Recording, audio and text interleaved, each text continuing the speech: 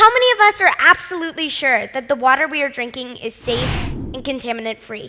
I am Gitanjali Rao, and I find solutions to real world problems.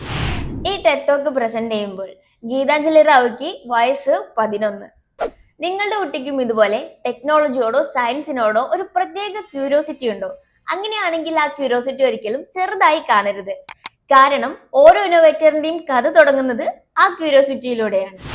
Geethanjali റാവുടെയും കഥ അങ്ങനെയായിരുന്നു. അവൾക്ക് വെറും 4 വയസ്സുള്ളപ്പോൾ അവളുടെ അങ്കിൾ അവൾക്കൊരു സയൻസ് കിറ്റ് സമ്മാനമായി നൽകി. ആ ചെറിയ ക്യൂരിയോസിറ്റി പിന്നീട് ഒരു വലിയ ഇന്നോവേഷന്റെ തുടക്കമായി. ഗീതാഞ്ജലി റാവുക്ക് 10 വയസ്സുള്ളപ്പോഴാണ് അമേരിക്കയിലെ ഫ്ലിൻ വാട്ടർ ക്രൈസിസിനെ പറ്റി അവൾ വാർത്തയിൽ കാണുന്നത്. അവിടെ കുടിവെള്ളത്തിൽ ലെഡ് കണ്ടാമിനേഷൻ കാരണം ആയിരക്കണക്കിന് ആളുകൾ, പ്രത്യേകിച്ച് കുട്ടികൾ, അപകടത്തിലായിരുന്നു. പലരും അതിനെ ഒരു വാർത്ത മാത്രമായിട്ടായിരുന്നു കേട്ടിരുന്നത്. എന്നാൽ 10 വയസ്സുള്ള ഗീതാഞ്ജലി റാവു ആ പ്രോബ്ലത്തെ എങ്ങനെ സോൾവ് ചെയ്യാമെന്നതിനെ പറ്റി ചിന്തിക്കാൻ തുടങ്ങി. അവിടെ നിന്നാണ് ആ വലിയ ഇന്നോവേഷൻ സ്റ്റാർട്ട് ചെയ്യുന്നത്. ഡെൻവർ വാട്ടർ ക്വാളിറ്റി റിസർച്ച് ലാബിൽ പ്രവർത്തിക്കുന്ന ഗവേഷകരുമായി ചേർന്ന് പഠിച്ചു. MITയുടെ റിസർച്ച് വായിച്ചു പഠിച്ചാണ് കാർബൺ നാനോ ട്യൂബ്സ് എന്ന ടെക്നോളജിയെ കുറിച്ച് ഗീതാഞ്ജലി മനസ്സിലാക്കിയത്. അങ്ങനെ വെള്ളത്തിൽ ലെഡ് കണ്ടാമിനേഷൻ ഉണ്ടോ എന്ന് വളരെ വേഗത്തിൽ തിരിച്ചറിയാൻ കഴിയുന്ന ഒരു ഡിവൈസ് അവൾ നിർമ്മിച്ചു, ടെത്തീസ്. ഇത് ബ്ലൂടൂത്ത് വഴി മൊബൈലിലേക്ക് വാട്ടർ ക്വാളിറ്റി ഡീറ്റെയിൽസ് അറിയാൻ പറ്റുന്ന ഒരു പോർട്ടബിൾ ഡിവൈസ് ആണ്.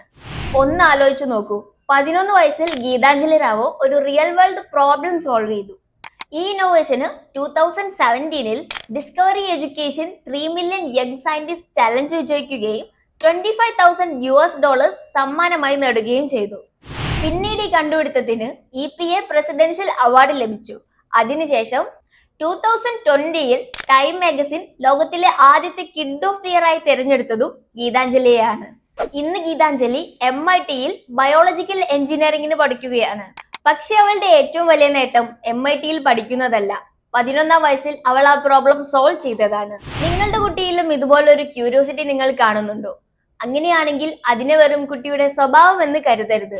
അതൊരു പക്ഷേ ഒരു ഫ്യൂച്ചർ ഇന്നോവേറ്ററിന്റെ ലക്ഷണങ്ങളായിരിക്കാം. എല്ലാ കുട്ടികളും ഗീതാഞ്ജലി റാവു ആവണമെന്നില്ല. പക്ഷേ ഓരോ വലിയ ഇന്നോവേറ്ററും ഒരിക്കൽ ഇങ്ങനെ ഒരു ക്യൂരിയസ് ചൈൽഡ് ആയിരുന്നു. ആ ക്യൂരിയോസിറ്റി തിരിച്ചറിയുകയും അതിന് ശരിയായ അവസരങ്ങൾ നൽകുകയുമാണ് ഒരു പാരന്റിന് ചെയ്യാൻ കഴിയാവുന്ന ഏറ്റവും വലിയ ഇൻവെസ്റ്റ്മെന്റ്. കാരണം നമുക്കറിയാലോ, the future belongs to children who don't just learn the world but who dare to improve it.